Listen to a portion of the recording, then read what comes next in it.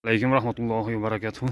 Aziz bizani kuzatib boruvchi podpischilarimiz, Alloh taolo barchalaridan o'zi rozi bo'lsin. Alhamdulillah.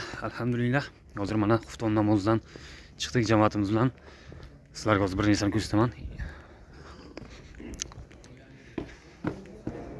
Soat 7:30 bo'ldi.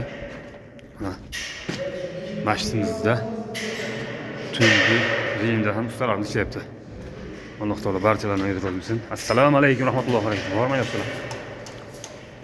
Mana elektriklarimiz ishlayaptilar. Alloh taolo hammalarni rozi bo'lsin. Xudo xolasa mana gipsakartonga devorlarimiz tayyor. Ustalarimiz mana gipsakartonlarni ham uryaptilar. Takiga skilovat tashab. Assalomu alaykum rahmatullohi va barakatuh. Bormanglar. Ustalarimiz ishlayaptilar. Xudo xolasa gipsakartonga tayyorlayaptilar. Gipsakartonlarimiz ham ishga kiritilgan. Stilavatarlarimiz.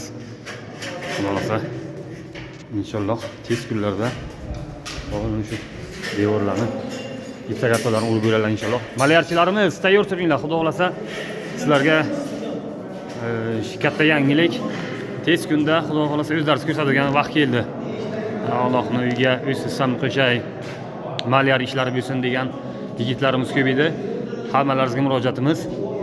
Xudo xolasa tez kunlarda mana shu podvalimizni gipsakarton ustidan o'sha remont ishlari inshaalloh bo'ladi. Shunga tayyor turinglar. Hammalaringizni kutib qolamiz. Jamoatimiz ham kirib, ishlarni kuzatib, bobolarimiz, ustalarimiz ishlar ko'ryaptilar. Alloh taolo hammamizdan o'zi rozi bo'lsin. Kamida Alloh taolo o'zini jannatga qasrlarga siylasin. Shu Allohning uyiga xizmat qilgan, mablag' qo'shgan, homiylik qilib turgan peshinliklardan va taomlar turganlardan Alloh taoloning o'zi rozi bo'lsin. Ikki dunyomizni Alloh taolo o'zi obod qilsin. Assalomu alaykum va rahmatullohi va barakatuh.